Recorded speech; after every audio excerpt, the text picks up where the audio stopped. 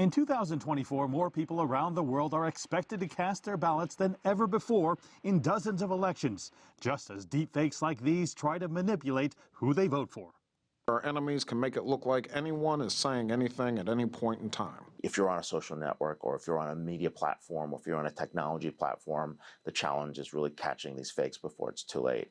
So many tools are now available for creating deepfakes, but what about ones to detect deepfakes?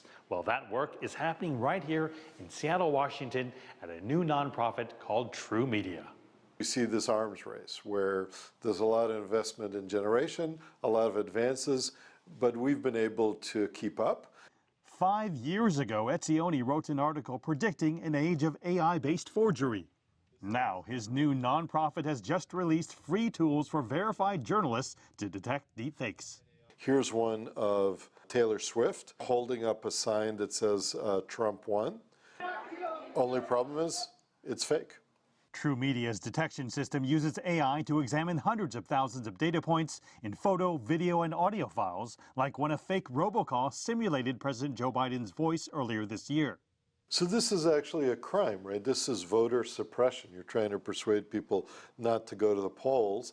It sounds just like him. The smoking gun was this model that did the voice analysis. And when we see something and there's evidence of that, we will do even better than 90% at detecting that.